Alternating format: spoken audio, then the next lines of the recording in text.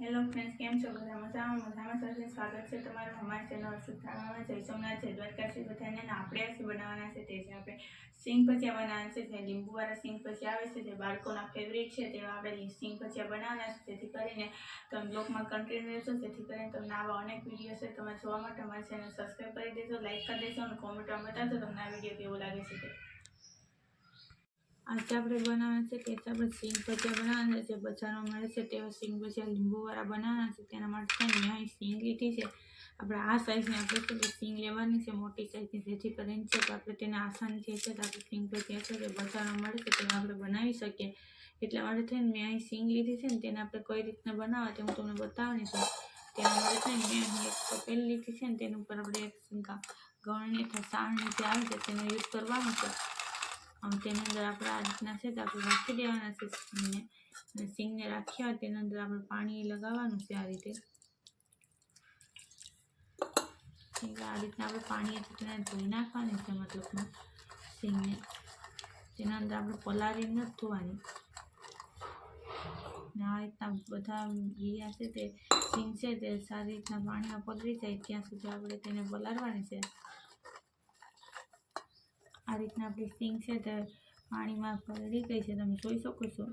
તેને આપણે છે તે કાઢી લેવાની છે પાણીમાં આ રીતે. અને આ રીતના આપણે બધી સિંગ છે તેને આપણે બનાવી નાખીએ પલાળીને. તેને આપણે પાણી નાખીને કે આપણે ખાસ કરીને છે તેને ધોઈ જોઈએ. આ રીતના જ આપણે ધોવાની, તેની અંદર પાણી નાખીને તેની અંદર સિંગ નાખવી તે રીતના નથી ધોવાની. કેમ કે થોડું પાણી નાખીને સિંગ ધોઈ નાખવાની છે, જેથી કરીને પાણી છે તો બધું નીકળી જાય. એટલા માટે આ રીતે તમે જોઈ શકો છો મેં ધોઈ નહીં ખાતે તેને આપણે થોડું બ્રાઉનમાં નાખીને હવે તેને આપણે છે તો 2 મિનિટ માટે રહેવા દેવાનું છે. ત્યાં સુધીમાં આપણે બીજી કઈ રીતના બનાવવું છે તે બધી સામગ્રી આપણે એકઠી કરી લઈએ. હવે આપણે તેની અંદર મસાલો કરવાનો છે. હું તમને બતાવું છું તેમાં કઈ રીતના મસાલો કરવો છે તે. તેના માટે થઈને અહીં મેં સ્વાદ મુજબ નમક લીધું છે. આપણે નમક નાખવાનું છે પહેલાં તો. આ રીતે નમક નાખ્યા બાદ તેની અંદર હવે આપણે છે તે લાલ મરચું આવે છે તે આપણે નાખવાનું છે. તે આપણે અડધી ચમચી જેટલું છે તો આપણે લાલ મરચું નાખી દઈએ. અને લાલ મરચું નાખ્યા બાદ તેની અંદર છે તો હવે ધાણા જીરું પાવડર આવે છે તે આપણે નાખવાનું છે. તે અહીં આપણે અડધી ચમચી જેટલો ધાણા જીરું પાવડર છે તે નાખી દીધો છે. અને તે નાખ્યા બાદ હવે તેની અંદર આપણે છે તે લીંબુનો રસ નાખવાનો છે. તેના માટે મેં અહીં લીંબુનો રસ છે તે કાઢીને લીધો છે તે આપણે નાખી દઈએ. જેમ કે આપણે લીંબુવાળા સિંગ ભજીયા બનાવવાના છે તેના માટે થઈને આપણે લીંબુનો રસ છે તે જરૂરી છે. એટલા માટે અહીં લીંબુનો રસ નાખ્યા બાદ તેને આપણે સારી રીતના મિક્સ કરી લેવાનું છે. આ રીતે કેમ કે મસાલો બધી છે તે સિંગમાં જ આપણે મિક્સ કરવાનો છે. આ રીતે મિક્સ કર્યા બાદ હવે તેની અંદર આપણે છે તે ચણાનો લોટ નાખવાનો છે. આ રીતે થોડો કરીને આપણે ચણાનો લોટ છે તે નાખી દેવાનો છે અને સારી રીતના મિક્સ કરતો જવાનો છે. આ રીતે કેમ કે એક સાથે બધો લોટ છે તે નથી નાખી દેવાનો ચણાનો. આ રીતના મિક્સ કરતો જવાનો છે, લોટ નાખતો જવાનો છે એને.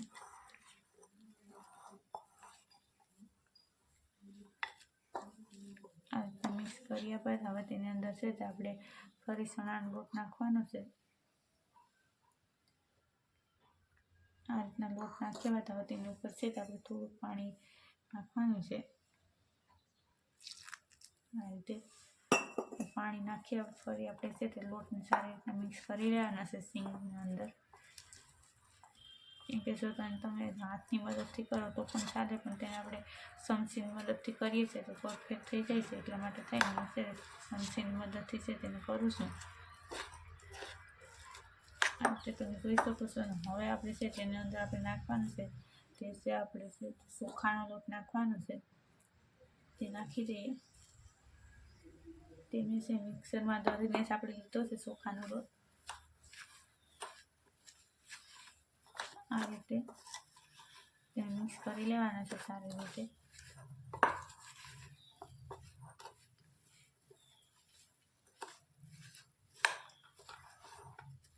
રીતના આપણે છે આ જ રીતે આપણે છે તેને ચોખાના લોટથી આપણે સારી રીતના મિક્સ કરી લઈએ.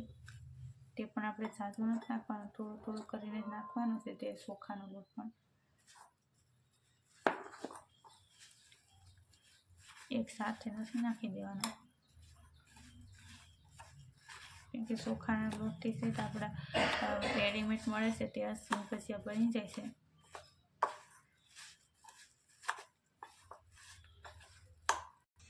હવે તમે જોઈ શકો છો ચોખાનો લોટ મિક્સ થયા બાદ ફરી આપણે છે તેની અંદર છે તો આપણે ચણાનો લોટ નાખવાનો છે. તે નાખી દઈએ છીએ. ચણાનો લોટ નાખ્યા બાદ તેની ઉપર છે તો આપણે પાણી છે તે નાખવાનું છે આ રીતે. પાણી નાખ્યા બાદ હવે તેને આપણે સારી રીતના મિક્સ કરી લેવાનું છે. હવે તેને આપણે છે તો 10 મિનિટ માટે થઈને તેને આપણે ઢાંકી દઈએ, જેથી સિંગ છે તે સારી રીતના છે તે લોટ સાથે મસાલા સાથે મિક્સ થઈ જાય. એટલા માટે 10 મિનિટ માટે રહેવા દઈએ. આપણે 10 મિનિટ થઈ ગઈ છે ને આપણે જોઈ લઈએ છીએ કે આપણા સિંગ ભજીયા છે તે કેવા થઈ ગયા છે. લોટ સાથે સારી રીતના મિક્સ થઈ ગયા છે. તેને આપણે હાથની મદદથી છે તેને આપણે છૂટા પાડવાના છે આ રીતે. કે જ્યાં સોટેલા હોય છે તે આપણે છૂટા પાડી દેવાના છે. એકસાથે બે હોય છે તે ભેગા હોય છે એટલે છે તો તરવામાં છે તો આપણે સમૂહ ન આવે એટલા માટે થઈને તેને આપણે છે તો આ રીતના આપણે નોખા પાડી દેવાના છે. નોખા પાડ્યા બાદ હવે તેને આપણે છે તે તરવાના છે. તેની પહેલાં આપણે છે તે જો તમને આ રીતના જો અહીં મારે ઘણામાં છે તે સિંગમાં લોટ છે નથી એક્સેપ્ટ થયો તો તેની અંદર છે તો આપણે આ રીતના છે તે નીચે જે લોટ પડ્યો હોય છે તેને આપણે આ રીતના લગાવી લેવાનું છે, જેથી કરીને છે તો આપણે સિંગ ભજીયામાં છે તે લોટ સારી રીતના મિક્સ થઈ જશે. આ રીતે તમે જોઈ શકો છો કે આપણે લોટ છે તે સિંગ ભજીયામાં છે સારી રીતના મિક્સ થઈ ગયો છે. એટલા માટે થઈને તમે ચોક્કસ આ રીતના તમે બનાવજો સિંગ ભજીયા.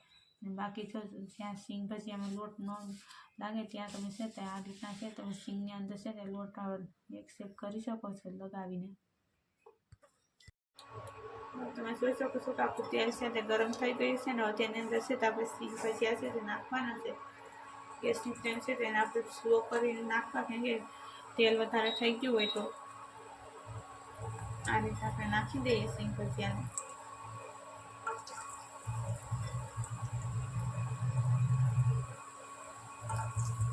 હવે તેને આપણે તરાવા દેવાના છે. તેને 2 મિનિટ માટે તેની મેળાએ જ રહેવા દેવાના છે. પછી જ આપણે તેને હલાવવાના છે. ત્યાં સુધી ન હલાવવાના હોય તેને આપણે હલાવી નાખીએ આ રીતે. તેને આપણે છે તે ગેસની ફ્લેમ સ્લો રાખીને અથવા મીડિયમ પર નાખીએ ત્યારે સ્લો રાખવાની છે. પછી તેને આપણે મીડિયમ કરી દેવાની છે. પછી તેને આપણે તરવાના છે મીડિયમ ગેસ ફ્લેમ ઉપર, જેથી કરીને છે તો અંતર પણ તે તળાઈ જાય.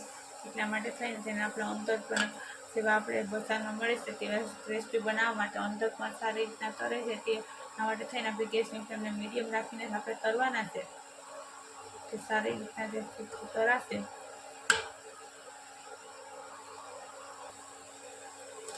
આપણા છે તો સિંગ ભજીયા છે તો તરાઈ ગયા છે, તમે જોઈ શકો છો. આ રીતે છે બજારમાં મળે છે તેવા જ તરાણા છે ને અવાજ પણ આવે છે, તમે જોઈ શકો છો. ને હવે તેને આપણે છે તે કાઢી લેવાના છે સ્પૂનમાં આ રીતે. હવે તમે જોઈ શકો છો કાઢતા પણ તેને એવો અવાજ આવ્યો છે. હવે તેને ફરી પાછા આપણે છે તેને આપણે તરી લેવાના છે. હવે આપણે છે તેને આમ તો બીજી સ્ટીકથી બતાવું છું તે કઈ રીતે નાખવા. ત્યાં આપણે ઝારો લીધો છે તેની અંદર આપણે નાખી દીધા છે અને તેની મદદથી આપણે નાખી શકીએ છીએ આ રીતે. તેનાથી નાખીએ છીએ તો વાંધો ન આવે, તેનાથી પણ સરખા જ થઈ તરાઈ જશે. તેને આપણે 2 મિનિટ માટે છે તેને આપણે રહેવા દેવાના છે, જેથી કરીને આપણે છે તો સારી રીતના મિક્સ થઈ જાય. સિંગ ભજીયા છે તે એટલે નીચે સડી જશે એટલે પછી છે આપણે તેને હલાવશું એટલે વાંધો ન આવે. 2 મિનિટ થઈ ગઈ છે ને તેને આપણે ફરી પાછું આપણે પલટાવી નાખીએ. તે પણ આપણે ઝારાની મદદથી આપણે પલટાવવાના છે, તો ચમચાની મદદથી તમે ન પલટાવશો. જ્યાં સુધી આમાં બબલ્સ આવે છે ત્યાં સુધી તેને આપણે રહેવા દેવાના છે. હવે આપણે તરાઈ ગયા છે સિંગ ભજીયા બીજા આપણે નાખ્યા હતા તેને આપણે આ રીતના આપણે કાઢી લેવાના છે ઝારાની મદદથી. તે પછી તેની અંદર જ નાખતા જવાના છે. પછી તેની અંદર આપણે કઈ રીતના મસાલો કરવો તે પણ તમે બતાવવાનું છે, જેથી કરીને તમે બ્લોગમાં કન્ટિન્યુ રહેજો. હવે ગરમ હોય ત્યારે જ તેની અંદર છે તે આપણે મરી પાવડર આવે છે તે છાંટવાનો છે. અને મરી પાવડર નાખ્યા બાદ હવે તેની અંદર છે તે આપણે ચાટ મસાલો આવે છે તે આપણે છાંટવાનો છે. આ રીતે ચાટ મસાલો છાંટી દઈએ. ઓકે, ચાટ મસાલો છાંટ્યા બાદ હવે તેની અંદર આપણે છે તે લાલ મરચું છાંટવાનું છે. જેનાથી ટેસ્ટ છે તો બધું સારો આવે છે, એટલા માટે તેને લાલ મરચું છાંટી દઈએ. આ રીતે હવે તેને આપણે મિક્સ કરી લેવાનું છે. આ રીતે મિક્સ કરી હવે આપણે સિંગ ભજીયા તળીને રેડી થઈ ગયા છે. તમે જોઈ શકો છો કેવા સરસ મજાના આપણા સિંગ ભજીયા છે તે બની ગયા છે. અને આ રીતે તમે ચોક્કસ એક વખત ટ્રાય કરશો. નવા હોય તો મારી ચેનલ સબસ્ક્રાઈબ કરી દેશો, લાઇક કરી દેશો અને કોમેન્ટમાં બતાવશો તમને આ વિડીયો કેવો લાગે છે તે. અને આ સિંગ ભજીયા છે તે આપણે બજારમાં મળશે તેવા જ આપણા લીંબુવાળા સિંગ ભજીયા છે તે બનીને રેડી થઈ ગયા છે. અને આ રીતના તમે પણ ચોક્કસ એક વખત ટ્રાય કરશો અને બાળકોને પણ બહુ ફાવશે તેવા આપણા સિંગ ભજીયા બને છે.